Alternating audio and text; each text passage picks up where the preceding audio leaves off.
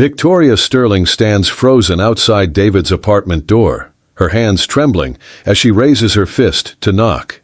Inside, she can hear Sophie's laughter echoing through the hallway. The same little girl who asked if Victoria would stay forever, who trusted her to be in the front row at her concert, the concert Victoria missed for a corporate crisis. David's words still cut deep. Sophie needs stability, not another adult who disappears when something more important comes along. Through the door, Sophie's voice grows quiet, and Victoria knows this moment will determine whether she loses the only real family she's ever known. Can a woman who built an empire learn to rebuild a broken promise? Tell us in the comments. Where are you watching from tonight? The rain hammered against the floor-to-ceiling windows of Victoria Sterling's corner office as she stared at her phone screen, thumb hovering over the dating app notification. At 34, she commanded a technology empire worth $800 million, but she couldn't summon the courage to respond to a simple message from someone named David. Her assistant knocked softly.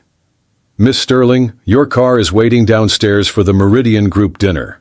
Victoria glanced at her Cartier watch. 6:15. She'd forgotten about another networking obligation, another evening of calculated conversations with people who saw her net worth before they saw her face. "Cancel it, Patricia," she said, surprising them both. "Tell them I have a family emergency." Patricia's eyebrows rose slightly, but she nodded. Victoria had never used the family excuse before, probably because her own family consisted of parents who viewed her primarily as a quarterly earnings report and a younger brother more interested in her trust fund than her well-being. After Patricia left, Victoria returned to her phone. David's message was refreshingly simple. "Would you like to get coffee sometime? I promise I'm not a serial killer. Just a single dad who could use some adult conversation that doesn't involve explaining why vegetables are important." Something about his honesty made her smile, a genuine expression that felt foreign after a day of board meetings and strategic planning sessions. She typed back quickly before she could overthink it. "Coffee sounds perfect. When and where?" The response came within minutes. "Tomorrow, 6 p.m. at Brewhaven on 5th Street. Fair warning, I might have my 7-year-old daughter with me if my babysitter cancels. She's excellent company, but has strong opinions about everything from dinosaurs to dessert." Victoria found herself laughing out loud in her empty office. When was the last time someone had warned her about bringing their child to a date, instead of trying to impress her with expensive restaurant reservations and designer suits? David Martinez stood in the doorway of his daughter Sophie's bedroom, watching her carefully arrange her stuffed animals in order of size. At 31, he moved through the world with the quiet confidence of someone who'd learned to find joy in small moments after having everything important stripped away. 3 years ago, he'd been married to Elena, his college sweetheart, planning a future filled with family vacations and Saturday morning pancakes. Then came the diagnosis that changed everything. Acute lymphoblastic leukemia, the doctors had said, using clinical terms that couldn't capture the devastating reality of watching the woman you love fade away despite every treatment available. Elena had fought for 18 months before losing the battle, leaving David to raise Sophie alone while processing his own grief. "Daddy, is Mr. Whiskers too big to be friends with the small bears?" Sophie asked, holding up a gray cat that had been Elena's childhood companion.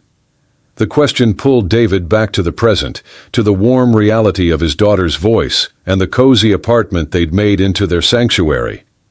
"I think Mr.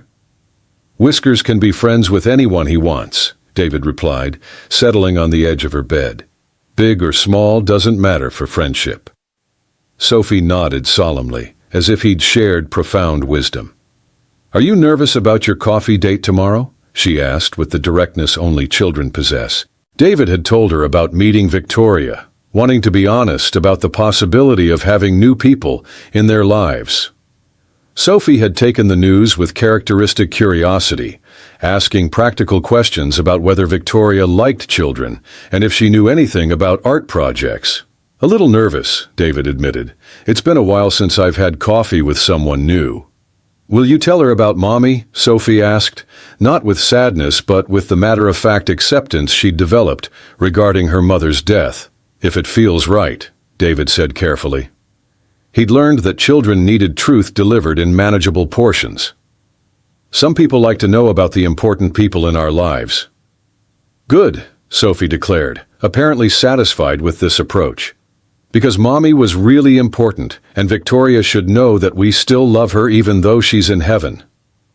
The simplicity of his daughter's emotional intelligence never ceased to amaze David.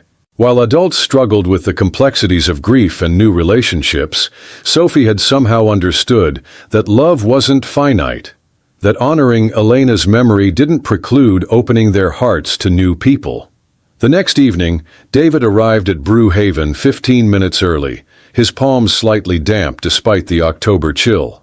He'd changed shirts twice before settling on a navy button-down that Elena used to say brought out his eyes. The thought of her approval steadied him as he found a corner table with a view of the street. Sophie was safely ensconced at her best friend Madison's house for a sleepover, giving David the rare luxury of an adult evening without coordinating childcare schedules. He ordered a black coffee and tried to calm his nerves by reviewing what he knew about Victoria from their brief online exchanges. She worked in technology, enjoyed hiking, and had mentioned reading mystery novels. Beyond that, she remained intriguingly enigmatic. Victoria Sterling stepped out of her Tesla and immediately second-guessed her outfit choice. The casual jeans and cream sweater that had seemed appropriately relaxed in her penthouse now felt either too dressed down or trying too hard to appear approachable. She wasn't used to this kind of uncertainty, the vulnerability of not knowing how she'd be perceived by someone who hadn't researched her net worth before their first conversation. Through the coffee shop's large windows, she spotted David immediately. He was exactly as his photos had suggested, warm brown eyes, dark hair with the first hints of gray at the temples, and an easy smile as he looked up from his phone. But seeing him in person revealed something the digital images hadn't captured, a quality of presence that suggested deep reserves of kindness, earned through experience rather than privilege. As Victoria pushed through the door, the coffee shop's warmth enveloped her along with the rich aroma of roasted beans and fresh pastries. David stood when he saw her, a gesture so naturally polite it made her realize how rare such consideration had become in her world of power lunches and strategic meetings. "Victoria?" he asked, though his expression suggested he already knew. "Thank you for suggesting this place," she said, genuinely meaning it as she looked around the cozy interior. Mismatched furniture, local artwork on the walls, and the kind of authentic atmosphere that money couldn't manufacture. "It's perfect." "Sophie helped me pick it," David admitted with a slight smile. "She said it looked like the kind of place where nice people would drink coffee together." "Your daughter sounds like she has excellent judgment," Victoria replied, following him to the corner table he'd claimed. "She does, though I'm biased," David said, pulling out her chair before taking his own seat. "Can I get you something to drink?" As Victoria scanned the handwritten menu board, she felt something in her chest relax. No sommelier consultation, no calculation of whether her beverage choice projected the right image, just the simple pleasure of deciding between chai tea and cappuccino. "Chai tea sounds perfect," she decided. "I'll be right back," David said, rising to place the order. Victoria watched him interact with the young barista, noting his easy manner and genuine smile as he asked about her evening classes. The simple kindness of the exchange told her more about his character than any resume could have revealed. When David returned with her steaming mug, Victoria wrapped her hands around the warm ceramic and studied his face. "Tell me about Sophie," she said. "She sounds like she has you well trained." David's entire expression brightened, the transformation so complete it was like watching the sun emerge from behind clouds. "She's 7 going on 37, he said. "Brilliant, creative, and absolutely convinced she can solve any problem with enough art supplies and determination." "What kind of problems is she solving these days?" Victoria asked, genuinely curious about the mind of a 7-year-old. "Currently she's working on a project to make Mr. Whiskers, her stuffed cat Fly, David explained. It involves a complex system of strings and pulleys that she's constructing in her bedroom. Yesterday she informed me that the laws of physics are more like suggestions anyway. Victoria laughed, the sound surprising her with its authenticity. I like her approach to problem solving. Is she interested in science? Everything interests Sophie, David said proudly. Last week she wanted to be a paleontologist. This week she's leaning toward becoming a chef who specializes in dinosaur-shaped foods. She sees connections between things that adults miss. And what do you do when you're not being impressed by Sophie's innovations? Victoria asked, settling into the easy rhythm of their conversation. I'm a graphic designer, David said, mostly freelance work, which gives me flexibility with Sophie's schedule. I design everything from small business logos to book covers. It's not glamorous, but it pays the bills and lets me be present for school pickups and soccer games. Victoria found herself envying the simplicity of his priorities, the clear connection between his values and his choices. That sounds incredibly fulfilling, she said sincerely. What about you? David asked. What kind of technology work keeps you busy enough to need dating apps for social interaction? Victoria hesitated, wondering how much to reveal. In her experience, mentioning sterling tech industries either intimidated people or attracted the wrong kind of interest. I run a software company, she said carefully. We develop security systems for other businesses. It's challenging work, but demanding hours. That explains the impressive phone, David observed, nodding toward the latest iPhone model beside her teacup. Do you enjoy it? The challenge of building something? I do, Victoria admitted, realizing it was true despite the stress and isolation that came with her position. There's something satisfying about solving complex problems, about building systems that protect people, even if they never know the work exists. Sophie would approve, David said with a warm smile. She's very concerned with protecting things. Last month she created a security system for her dollhouse using yarn and bells. The image of a 7-year-old engineering a burglar alarm made Victoria smile again. She sounds like she has the right instincts for my line of work. Maybe you could meet her sometime, David said, then quickly added, I mean, if this goes well. I'm not trying to rush anything, but Sophie's such a big part of my life that anyone important to me would eventually need to know her. The honesty of his statement, the clear devotion to his daughter, made something warm bloom in Victoria's chest. I'd like that, she said simply. They talked for 2 hours, the conversation flowing with surprising ease between topics ranging from favorite books to travel dreams to the challenges of work-life balance. Victoria found herself sharing things she rarely discussed.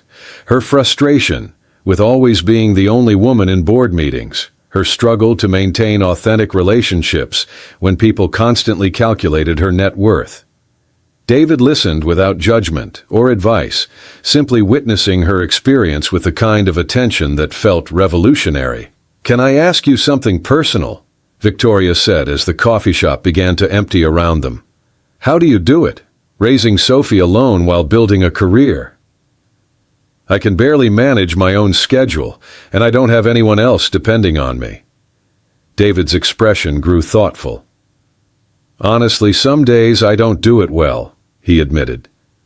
Some days we eat cereal for dinner and Sophie watches too much television while I finish a project on deadline. But I've learned that perfection isn't the goal, presence is. Sophie doesn't need me to be a perfect father. She needs me to be her father, fully there even when everything else is chaos. The wisdom in his words struck Victoria with unexpected force. She'd spent years pursuing perfection in every aspect of her life, measuring success by metrics that left no room for human messiness or vulnerability. That's beautiful, she said quietly. And terrifying. I don't know if I know how to be fully present for anything anymore. It's a practice, David said gently. Like meditation or learning an instrument. The more you do it, the more natural it becomes. As they prepared to leave, Victoria felt reluctant to end the evening. She couldn't remember the last time conversation had felt so effortless, so genuine. Thank you for this, she said as they stood outside the coffee shop. For what? David asked, genuinely curious. For seeing me, Victoria replied, the words carrying more weight than she'd intended. For not treating me like a business opportunity or a status symbol. For just being yourself. David stepped closer, his expression serious. Victoria, I don't know much about your world, but I know authentic kindness when I see it. Tonight has been wonderful. They stood in the soft glow of the streetlights, the city noise fading around them. Victoria felt a pull toward this man that had nothing to do with strategy or calculation, and everything to do with the way he'd listened to her stories and shared his own. Would you like to have dinner Friday? She asked, surprising herself with her directness. Sophie will be with her grandparents, so it could just be us. I'd love that, David said, his smile reaching his eyes. Somewhere we can talk without worrying about closing time. As Victoria drove home through the quiet streets, she found herself thinking not about quarterly projections or market analyses, but about the sound of David's laugh and the stories he'd told about Sophie's latest adventures. For the first time in years, she was looking forward to something that had nothing to do with business success and everything to do with human connection. The possibility felt both thrilling and terrifying, like standing at the edge of a cliff and realizing the view might be worth the leap. Meanwhile, David picked up Sophie from Madison's house the next morning, his daughter practically vibrating with curiosity about his evening. Did you tell Victoria about my flying cat project? She asked as they walked to their car, her small hand tucked securely in his. I mentioned it, David confirmed with a smile. She seemed very impressed by your engineering skills. Sophie nodded approvingly. Good. When can I meet her? I want to show her how Mr. Whiskers can almost fly now. I figured out the weight distribution problem. David knelt to Sophie's level, struck again by her brilliant mind wrapped in a 7-year-old's perspective. Would you like to meet her? He asked gently. If things continue to go well between us. Only if she likes kids, Sophie said seriously. Some grown-ups just pretend to like kids because they think they have to. But I can always tell the difference. Her perceptiveness never ceased to amaze him. I think Victoria genuinely enjoys hearing about you, David said honestly, but you'll be able to decide for yourself when you meet her.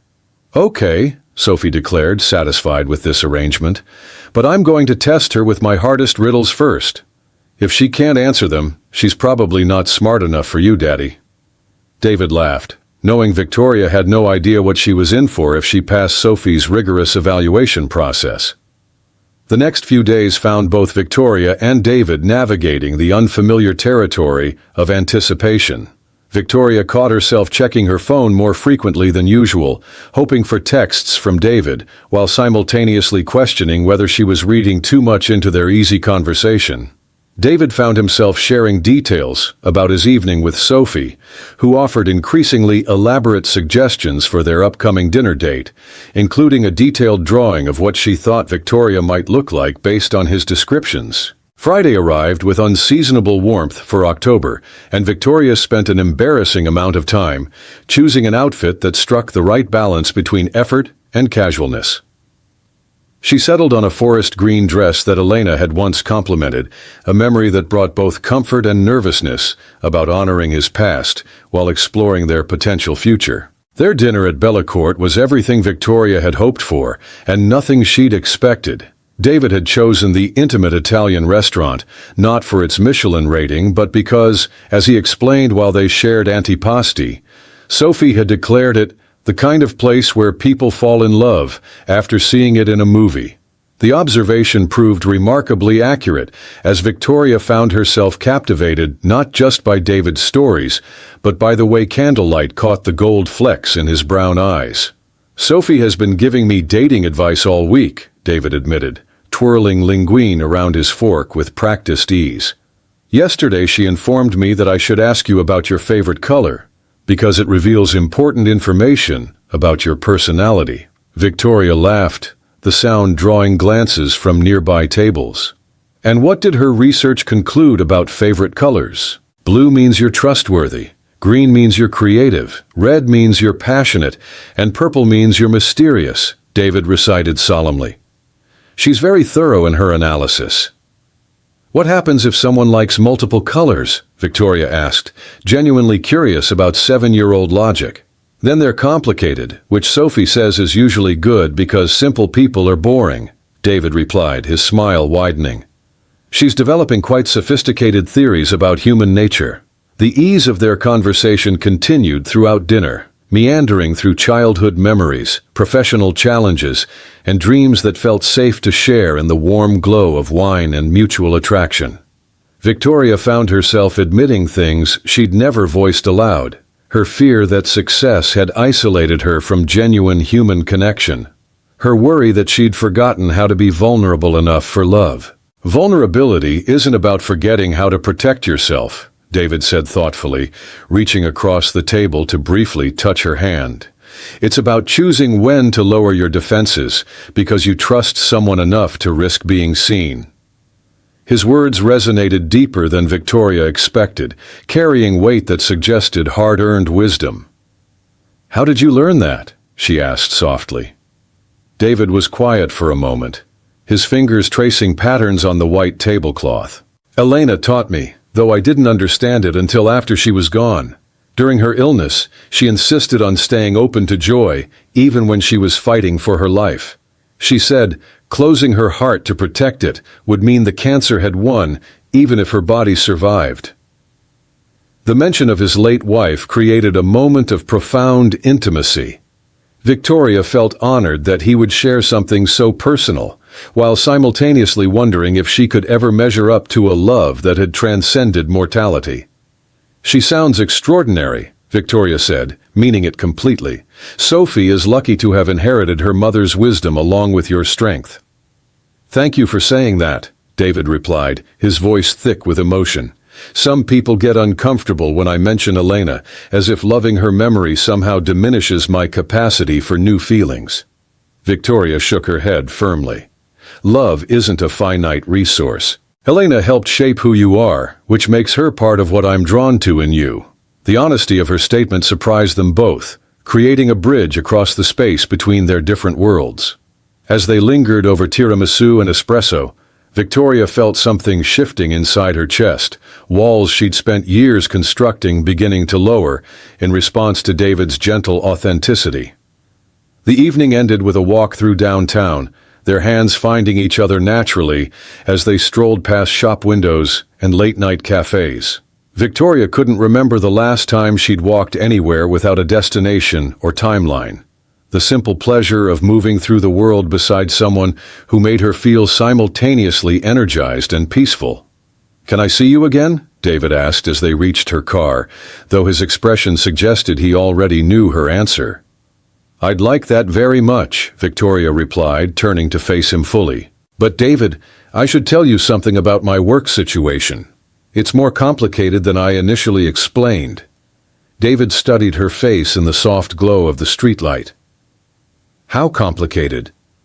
Victoria took a deep breath, realizing she'd reached a point where honesty was necessary, regardless of consequences.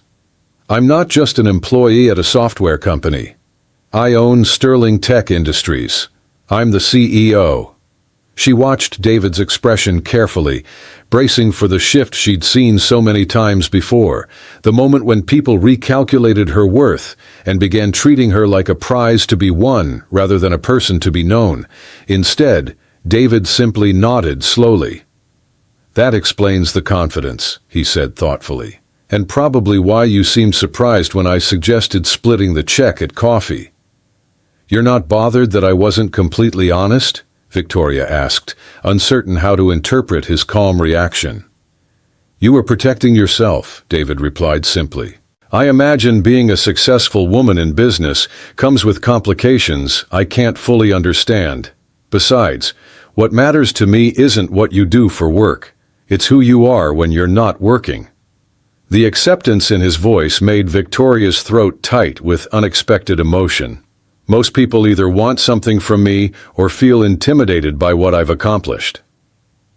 "You're treating this revelation like it's completely normal, isn't it?" David asked with a slight smile. "You're successful at something you're passionate about." That's admirable, not intimidating. Although, he added with mock seriousness, Sophie is going to be even more impressed. She's been designing what she calls important business cards for herself. Having a CEO friend will definitely enhance her credibility. Victoria found herself laughing again, the sound carrying relief and joy in equal measure. I'd be honored to consult on her business card designs. 3 weeks later, Victoria stood outside David's apartment building, holding a bag containing art supplies that had cost more than most people's monthly salary, but represented her first attempt at understanding Sophie's world. The October afternoon was crisp with the promise of winter, and Victoria felt nervous in a way that board meetings and hostile takeovers had never triggered. "She's excited to meet you," David had assured her during their phone call that morning. Fair warning, though, she's prepared a presentation about why her father deserves the best girlfriend in the world. It includes pie charts.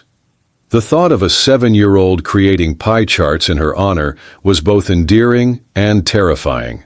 Victoria had negotiated billion-dollar contracts, but felt completely unprepared for the evaluation of a child whose opinion mattered more than any board of directors. David answered the door wearing jeans and a navy sweater that made his eyes even warmer than usual. "Right on time," he said, stepping aside to let her enter. "Sophie's been watching from the window for the last 20 minutes. The apartment was exactly what Victoria had imagined. Cozy without being cramped, filled with evidence of their life together. Sophie's artwork covered the refrigerator, family photos lined the mantelpiece, and the subtle chaos of daily living created an atmosphere that felt like home in ways Victoria's pristine penthouse never had. "Victoria!" A small voice called from the hallway, followed by the appearance of a beautiful little girl with David's dark hair and eyes that sparkled with intelligence and mischief. Sophie wore a dress that had clearly been chosen for its formality, complete with tights and Mary Jane shoes that suggested this meeting had been deemed worthy of special occasion attire. "Hello, Sophie," Victoria said, kneeling to the child's eye level. "Your father has told me so much about you. I brought some art supplies if you'd like to create something together." Sophie's eyes widened as she peered into the bag, which contained professional-grade colored pencils, watercolors, and paper that Victoria had researched extensively before purchasing. "These are really good supplies," Sophie observed, with the seriousness of a seasoned artist. "Did you pick them yourself, or did someone help you?" "I picked them myself," Victoria admitted, "though I had to ask the art store clerk many questions to make sure I was choosing the right things." Sophie nodded approvingly. "Good. It's important to ask questions when you don't know something. Daddy says that's how people learn instead of just pretending they're smart." The wisdom of the statement, delivered with complete sincerity, made Victoria smile. "Your daddy is very wise." "I know," Sophie agreed matter-of-factly. "That's why he deserves a really good girlfriend." "Are you really good?" The direct question caught Victoria off guard, but she appreciated Sophie's straightforward approach. "I'm trying to be," she answered honestly. "Your father is very special, and I want to make sure I'm worthy of his friendship." "What makes you special?" Sophie asked, tilting her head with genuine curiosity rather than challenge. Victoria considered the question carefully, recognizing its importance. "I work very hard to solve problems and help people. I'm learning to be a better friend, and I think I might be good at understanding complicated feelings." "Can you help me solve a problem?" Sophie asked, her eyes lighting up with possibility. "I've been trying to make Mr. Whiskers fly, but the physics are more challenging than I initially calculated." David watched from the kitchen doorway as Victoria listened intently to Sophie's explanation of her flying cat project, asking thoughtful questions about weight distribution and aerodynamics. The sight of the two most important females in his world connecting over engineering principles made his heart feel fuller than it had in years. "Maybe instead of trying to make Mr. Whiskers actually fly," Victoria suggested, after examining the elaborate pulley system Sophie had constructed. "We could create the illusion of flight using principles of theater and magic?" Sophie's face lit up with excitement. Like stage magic. Could we make him disappear and reappear somewhere else too? Absolutely, Victoria confirmed, pulling out her phone to show Sophie videos of simple magic tricks that could be adapted for stuffed animals. The secret is understanding what the audience expects to see versus what actually happens. For the next 2 hours, Victoria found herself completely absorbed in Sophie's world, helping to transform the Flying Cat project into an elaborate magic show, complete with dramatic lighting effects created using David's desk lamps. Sophie proved to be an enthusiastic collaborator, her quick mind grasping complex concepts while adding creative flourishes that hadn't occurred to Victoria. "You're really good at this," Sophie declared, as they practiced making Mr. Whiskers vanish behind a colorful scarf. "Do you want to stay for dinner?" "Daddy's making his special spaghetti, and I always eat dessert first on Saturdays." The casual invitation, delivered with complete confidence that it would be accepted, made Victoria's chest tight with emotion. "I would love to stay for dinner," she replied, meeting David's eyes over Sophie's head and seeing her own feelings reflected there. "But are you sure about dessert first? That seems like it might be against some important rules." "Daddy says some rules are meant to be broken if it makes people happy and doesn't hurt anyone," Sophie explained seriously. "Dessert first on Saturdays makes me very happy, and ice cream has never hurt anyone except lactose-intolerant people, which none of us are." The logic was unassailable, and Victoria found herself laughing as she agreed to this unconventional dinner arrangement. Watching David and Sophie together during their meal preparation was like witnessing a perfectly choreographed dance, their movements synchronized by years of practice and deep affection. Sophie stood on a step stool beside the stove, carefully adding seasoning to the sauce, while providing David with a detailed commentary on her day's activities and her initial assessment of Victoria's character. She asked good questions about Mr. Whiskers, Sophie reported to her father. "And she didn't talk to me like I'm stupid just because I'm 7. Also, she has really nice fingernails, which means she takes care of herself, but they're not too long, which means she actually uses her hands for important work." David caught Victoria's eye and winked, both of them charmed by Sophie's thorough evaluation process. "What else did you notice about Victoria?" he asked, stirring the pasta water. "She listens with her whole face," Sophie said thoughtfully. "Some adults just wait for kids to stop talking, but Victoria actually cares about my answers.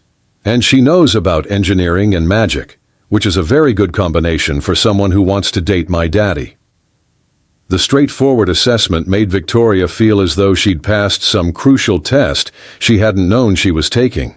Over dinner, conversation flowed as naturally as it had during their private dinners, with Sophie contributing observations that were by turns hilarious and profound. She showed Victoria her collection of interesting rocks, each with an elaborate backstory about where it had been found and why it possessed special properties. She demonstrated her newest dance moves, performed a song she'd written about her teacher's cat, and shared detailed plans for her future career as either a dinosaur scientist or a chef who specialized in foods shaped like extinct animals. "Sophie," David said gently as the evening wound toward bedtime, "Victoria probably needs to head home soon." "But we haven't finished the magic show," Sophie protested, then turned to Victoria with hopeful eyes. "Could you come back tomorrow? We could work on making Mr. Whiskers teleport between rooms." Victoria felt her heart skip at the invitation, the easy assumption that she would want to return, that she was welcome in their small family circle. "I would love to come back tomorrow," she said, meaning it completely. "But only if your daddy doesn't mind having a house guest who's still learning about 7-year-old logic." "Daddy loves having people over," Sophie declared confidently.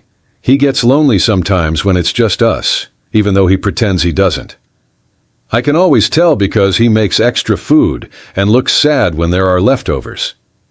The observation, delivered with matter-of-fact childhood perception, made David's face flush slightly. "Sophie has very strong opinions about my emotional state," he said with good-natured embarrassment. Usually accurate ones, Victoria replied softly, understanding suddenly that David's invitation into their world represented as much vulnerability for him as her corporate disclosure had been for her. As Victoria prepared to leave, Sophie surprised her by wrapping small arms around her waist in a spontaneous hug.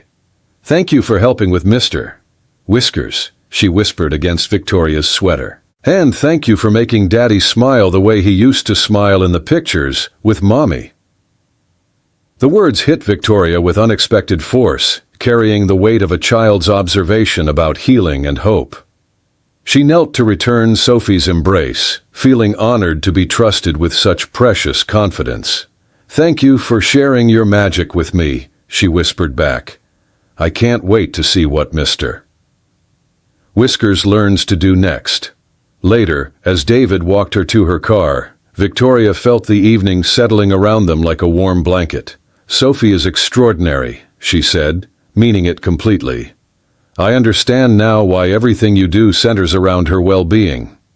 "She likes you," David replied with obvious relief and joy. "I could tell from the moment you asked about her engineering process, instead of just praising the result. She needs adults who respect her intelligence." "She's brilliant," Victoria said simply, "and kind, and funny, and absolutely perfect." "You've done an amazing job raising her, David." The compliment made David's eyes bright with emotion. "Elena would have loved you," he said quietly. "She always said the best people were the ones who could see children as complete human beings rather than just small adults in training." Standing beside her car, under the soft glow of streetlights, Victoria felt something profound shifting in her understanding of what she wanted from life. The warmth of Sophie's hug, the easy domestic rhythms of their evening together, the sense of belonging somewhere that had nothing to do with achievement or acquisition. "David," she began, then paused, uncertain how to voice the magnitude of what she was feeling. "Tonight was perfect, all of it. I haven't felt this happy in years." He stepped closer, his hand finding hers in the space between them. "Victoria, I need you to know that if we continue seeing each other, Sophie comes as part of the package. I would never ask someone to choose between me and my daughter, but I also won't compromise her emotional security for any relationship." The protective fierceness in his voice made Victoria's respect for him deepen even further. "I wouldn't want you to," she replied firmly. "Sophie isn't something to tolerate or work around, David. She's part of what makes you who you are, part of what makes this special." The kiss that followed was soft and sweet, filled with promise and the tentative hope of two people beginning to believe that love might be possible again, even in circumstances neither had expected. Over the following weeks, Victoria found herself weaving into the fabric of David and Sophie's daily life with surprising ease. She attended Sophie's soccer games on Saturday mornings, cheering loudly from the sidelines, while David provided color commentary about each player's strategic approach to the field. She helped with homework assignments that somehow always seemed to involve elaborate art projects, requiring engineering principles she'd never considered applying to papier-mâché volcanoes or dioramas depicting the water cycle. "Victoria knows about business presentations," Sophie announced one evening, while working on a school project about community helpers. "She could teach me how to make my report about firefighters more professional." The suggestion led to an impromptu lesson in public speaking, with Victoria coaching Sophie through the finer points of engaging an audience, while David recorded their practice session on his phone, his expressions soft with affection for both his girls. But it was the quiet moments that meant the most to Victoria. Reading bedtime stories to Sophie while David cleaned up the kitchen, their voices creating a domestic symphony that felt more valuable than any boardroom victory. Watching David's face as he listened to his daughter's prayers, which now included, "And please help Victoria's work problems be easy tomorrow," alongside requests for nice weather and healthy pets for everyone in the world. "She's starting to think of you as family," David observed one night, as they sat on his small balcony, Sophie safely tucked into bed after an evening of board games and storytelling. "Are you okay with that?" Victoria considered the question. Thinking about the way Sophie had automatically set 3 places at the table that morning, the casual assumption that Victoria would stay for breakfast after their impromptu sleepover, when a late business call had run past Sophie's bedtime. "More than okay," Victoria admitted, surprised by the certainty in her own voice. "I've never been part of something like this before." A real family, built on choice and love rather than obligation. She paused, watching the city lights twinkle below them.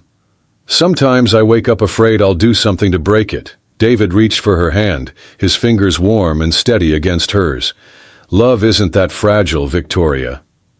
Real love grows stronger when it's tested, not weaker." His thumb traced patterns across her knuckles as he continued. "Besides, Sophie's already informed me that you're staying forever because you understand the importance of magic, and you make the best chocolate chip pancakes she's ever eaten." The memory of that Sunday morning pancake experiment made Victoria smile. Sophie had insisted on adding chocolate chips in the shape of smiley faces, resulting in a kitchen covered in flour and 3 people doubled over with laughter as they attempted to flip pancakes that bore no resemblance to any recognizable breakfast food. The crisis began on a Tuesday morning in December, when Victoria's phone rang at 5:30 with the kind of call that had once defined her existence. Her head of security, Marcus, spoke in the clipped tones reserved for genuine emergencies. "We've been breached. Someone accessed our client database through a vulnerability in the authentication system.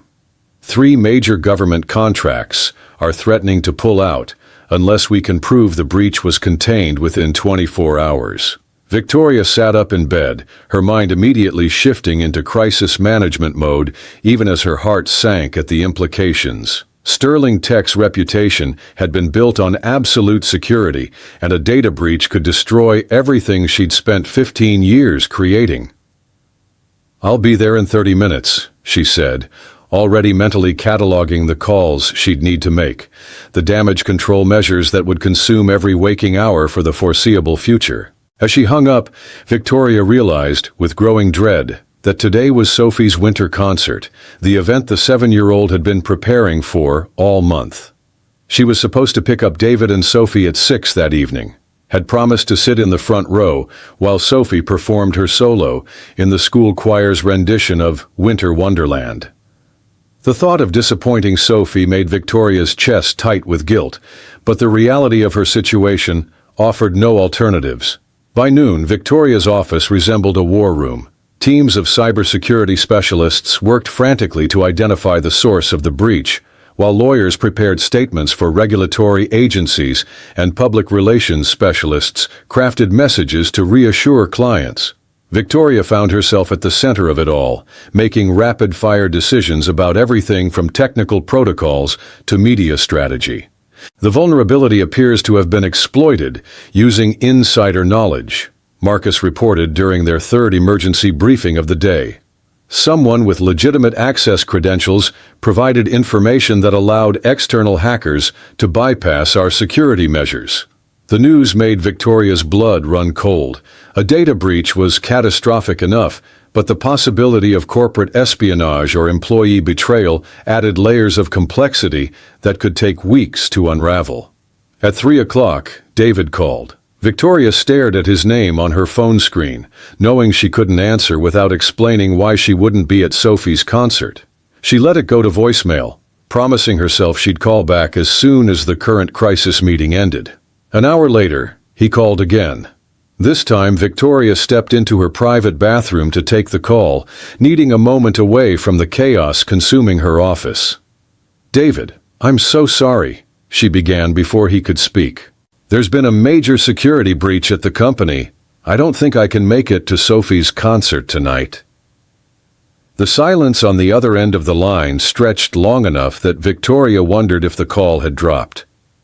"Victoria," David finally said, his voice carefully controlled, "Sophie has been practicing her solo for 2 months. She specifically asked the music teacher if her daddy's girlfriend could sit in the front row because she wanted to see your face when she sang."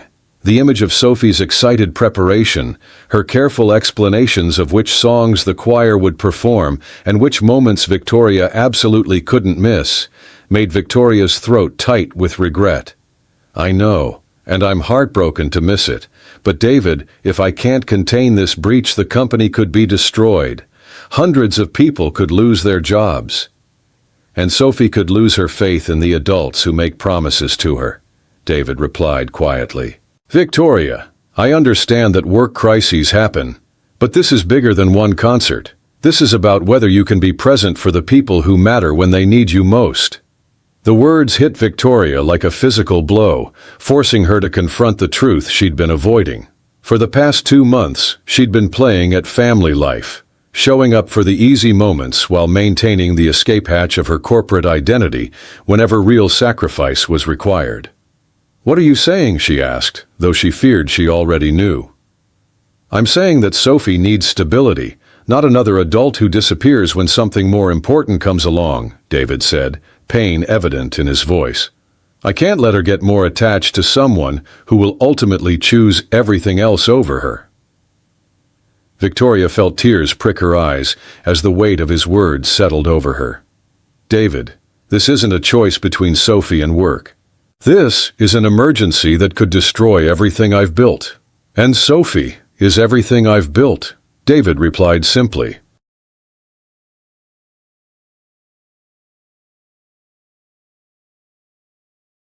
I won't risk her emotional security for a relationship with someone who can't commit to being present when it matters. The call ended with painful politeness, David wishing her luck with the crisis while making it clear that he wouldn't be waiting for her to figure out her priorities. Victoria stood in her bathroom, staring at her reflection in the mirror and seeing a woman who had gained everything professionally while losing something precious she'd only just discovered. The next 18 hours passed in a blur of forensic analysis, client calls, and strategic planning. Victoria slept 2 hours on her office couch, sustained by coffee and the adrenaline of fighting for her company's survival. By midnight, her team had identified and contained the breach, implemented new security protocols, and begun the process of notifying affected clients with transparency reports that exceeded regulatory requirements. The response was better than Victoria had dared hope. Clients appreciated the immediate disclosure and comprehensive remediation plan. Government agencies praised Sterling Tech's handling of the crisis. By Thursday afternoon, the immediate threat had passed, leaving Victoria exhausted but victorious in the way she'd once found deeply satisfying. Now, the triumph felt hollow without anyone to share it with. That evening, Victoria drove to David's apartment building, her heart pounding as she climbed the familiar stairs. She knocked on the door with trembling hands, uncertain of her reception but knowing she had to try. David answered wearing the guarded expression she remembered from their first coffee date, polite but distant. Victoria, he said neutrally. How did the crisis resolution go? Successfully, she replied, then took a breath. David, I need to apologize and explain some things. May I come in? He stepped aside reluctantly, and Victoria entered the apartment that had become so dear to her. Sophie's artwork still covered the refrigerator, but the warmth Victoria remembered seemed muted, as if the space itself reflected the emotional distance between them. Where's Sophie? Victoria asked, noticing the unusual quiet. At her grandparents' house, David replied. I thought it was better if she didn't see you until we figured out where we stand. The protective gesture, while painful, made Victoria respect David's parenting instincts even more. How was her concert? She asked, needing to know despite the guilt it caused. Beautiful, David said simply. She sang her solo perfectly, then asked me afterward why you didn't come. I told her you had important work to handle. Victoria's heart clenched at the image of Sophie scanning the audience for her face and finding only absence. David, I need you to understand something about Tuesday night. The breach wasn't just a work crisis. It was an attack on everything I've spent my adult life building. If I hadn't been there to coordinate the response, Sterling Tech could have been destroyed, and hundreds of families would have lost their livelihoods. David's expression softened slightly, but his posture remained defensive. I understand the magnitude of what you were dealing with, Victoria. But I also understand that Sophie was counting on you, and you chose not to disappoint clients over not disappointing her." The accusation stung because it contained truth Victoria couldn't deny. "You're right," she said quietly. "I made the choice that felt most responsible in the moment, but I realize now that responsibility to one group of people doesn't excuse breaking promises to others." She moved closer to David, her voice growing stronger.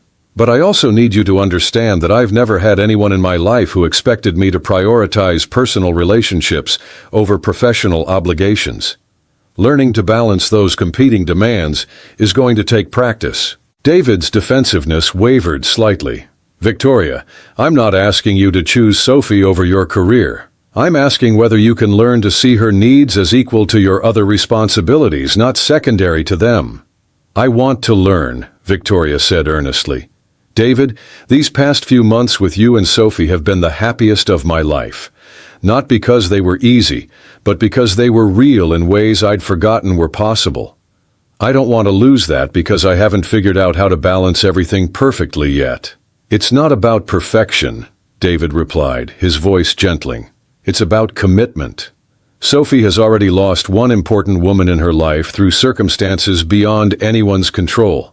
I can't risk her losing another because work will always be more important."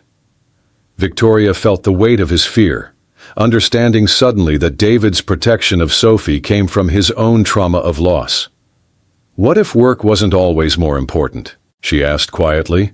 "What if I found a way to structure my life so that Sophie's needs carried the same weight as client emergencies?" David studied her face carefully. "What are you suggesting?" Victoria took a deep breath, knowing she was about to voice a decision that would fundamentally change her life. "I'm suggesting that I hire a chief operating officer to handle day-to-day crisis management, someone who can coordinate emergency responses while I focus on strategic leadership and the relationships that matter most." The proposal clearly surprised David. "Victoria, you're talking about restructuring your entire company because of one missed concert. That seems extreme." "I'm talking about restructuring my life because I've found something worth restructuring it for," Victoria corrected. "David, I've spent 15 years building a company that could survive without me for a few hours. It's time I started living like that's actually true." Before David could respond, they heard the sound of small feet on the stairs outside, followed by Sophie's voice chattering excitedly to her grandmother about something involving dolphins and homework assignments. David moved to open the door, revealing Sophie in winter coat and mittens, her cheeks pink from the cold. "Daddy, guess what Grandma taught me about ocean currents?" Sophie began, then stopped short when she saw Victoria standing in the living room. For a moment, the little girl's face showed confusion and hurt, before settling into the careful politeness children adopt when they're protecting their feelings. "Hello, Victoria," Sophie said formally. "I didn't know you were coming over." The distance in Sophie's voice broke Victoria's heart more effectively than any business reversal ever had. "Hello, sweetheart," Victoria replied, kneeling to Sophie's eye level. "I came to apologize for missing your concert, and to talk to you and your daddy about some important things." Sophie's grandmother, a kind-faced woman who had clearly been briefed on the situation, quietly excused herself after kissing Sophie goodbye. David closed the door, leaving the three of them in the charged atmosphere of unresolved hurt and tentative hope. "Why did you miss my concert?" Sophie asked, with the directness Victoria had come to cherish. "Was your work more important than hearing me sing?" The question demanded complete honesty, and Victoria found herself grateful for Sophie's unwillingness to accept adult evasions. "I made a mistake," Victoria said simply. "There was a problem at work that felt very urgent, and I thought I was the only person who could fix it. But I was wrong about that, and I was wrong to miss something so important to you." Sophie considered this explanation seriously. "Daddy says mistakes are okay if you learn from them and try to do better next time. Did you learn something?" Victoria felt tears threaten at the child's willingness to offer forgiveness paired with accountability. I learned that having people love you means accepting responsibility for their feelings, not just your own. And I learned that being good at my job shouldn't mean being bad at being part of a family. Are we a family? Sophie asked, tilting her head with curiosity rather than judgment. Victoria looked at David, seeing permission in his expression to answer honestly. I'd like us to be, she said softly. If you and your daddy are willing to be patient while I learn how to be better at putting family first. Sophie was quiet for a long moment, clearly processing this information with the seriousness she brought to all important decisions. Can you come to my next concert? She asked finally. And my soccer games? And help with my science fair project about renewable energy? Yes to all of that, Victoria promised solemnly. Sophie, I want to be part of all the big moments and all the small ones too. I'm going to make changes so that work doesn't keep me away from the things that matter most. Sophie studied Victoria's face with the penetrating gaze that seemed to see directly into people's hearts. Okay, she said finally, then surprised Victoria by stepping forward for a hug. But next time you have to miss something important, you have to call and explain it yourself, not just send Daddy a message. The wisdom of the condition, the way Sophie took responsibility for her own emotional needs while offering forgiveness, made Victoria understand why David was so protective of this remarkable child. That's completely fair, Victoria agreed, holding Sophie close and breathing in the scent of winter air and children's shampoo that had become synonymous with home. Later that evening, after Sophie had shared every detail of her concert performance and demonstrated her solo 3 times for Victoria's benefit, the adults found themselves on David's small balcony while Sophie worked on homework at the kitchen table. Are you sure about restructuring your role at Sterling Tech? David asked, his voice carrying concern rather than skepticism. That's a massive change to make for a relationship that's still relatively new. Victoria considered his question, watching Sophie through the glass door as she carefully colored a map of South America for her geography assignment. David, I've spent my entire adult life optimizing systems and solving problems. But I've never applied that same strategic thinking to my personal life. These past few months have shown me what I want my priorities to be. Restructuring my professional responsibilities to align with those priorities isn't a sacrifice, it's good management. David smiled at her characteristically analytical approach to emotional decisions. And you're certain you won't resent giving up that level of control over your company? I'm certain I'll resent missing more of Sophie's childhood, Victoria replied firmly. I can hire brilliant people to handle operational crises. I can't hire someone to be present for the people I love. The conviction in her voice seemed to ease David's remaining concerns. In that case, he said, reaching for her hand, I think Sophie's renewable energy project could use someone with your problem-solving skills. 6 months later, Victoria stood in the wings of Sophie's elementary school auditorium, watching her daughter, because that's what Sophie had become in all the ways that mattered, prepare for her spring concert solo.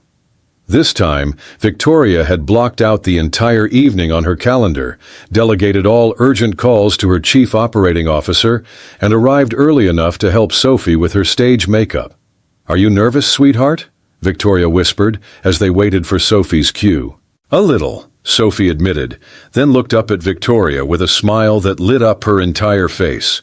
But I'm mostly excited because I know you and Daddy will be watching, and Mrs. Chen said parents in the front row can help singers feel more confident. The casual reference to Victoria as a parent still made her heart skip with joy and gratitude. Over the past months, the 3 of them had settled into rhythms that felt as natural as breathing.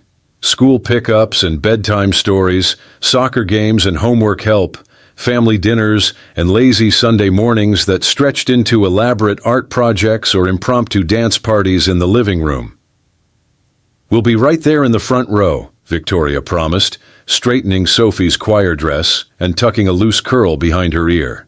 And afterward, we're going to celebrate with ice cream sundaes, and you can stay up an extra 30 minutes to tell us about every moment we might have missed.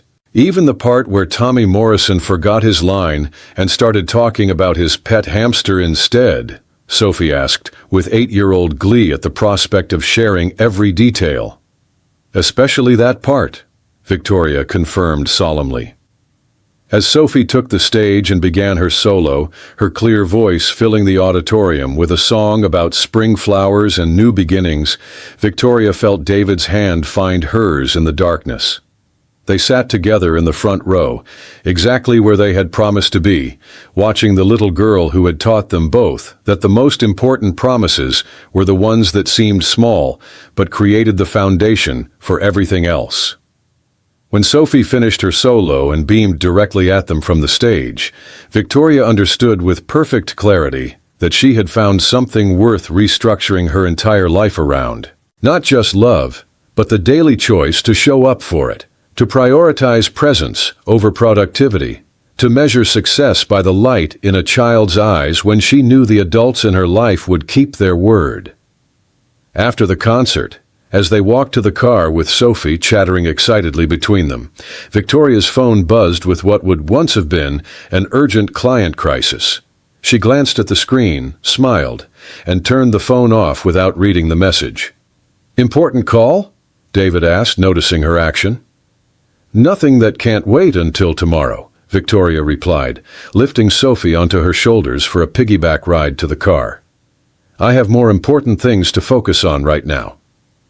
Sophie giggled and wrapped her arms around Victoria's neck, her voice carrying the confidence of a child who knew she was cherished. "Victoria," she said suddenly, "will you stay with us forever? Because I love you, and I think Daddy loves you too, and we could be a real family with papers and everything." The question hung in the evening air, innocent and profound in the way only children's questions could be. Victoria caught David's eye over Sophie's head, seeing her own feelings reflected in his warm gaze. "Sophie," Victoria said carefully, "would you like me to stay forever?" "Yes," Sophie replied without hesitation, "because you keep your promises now and you make really good pancakes, and you understand about science projects and magic tricks. Plus, Daddy laughs more when you're here, and we both like it when you read bedtime stories with different voices for all the characters." Victoria felt tears threaten as she looked at David, this man who had taught her that love was a daily choice rather than a feeling, and at Sophie, the child who had shown her that family could be built through intention rather than just biology. "Then I'll stay," Victoria said softly, meaning it with every fiber of her being. "Because you two have taught me that the most important kind of success isn't what you build in an office. It's what you build around a dinner table, and in bedtime conversations, and in the front row of school concerts." As they reached the car, Sophie's sleepy voice drifted down from her perch on Victoria's shoulders. "Good," she murmured contentedly. "Now we can work on teaching Mr. Whiskers to teleport between rooms. I have some new theories about quantum physics and stuffed animal transportation." Victoria laughed, the sound carrying joy and disbelief at the unexpected path that had led her to this moment. From a chance coffee date to a family built on choice and daily acts of love, she had discovered that the most valuable acquisitions couldn't be measured in dollars or market share, but in small hands that reached for yours and voices that called you home.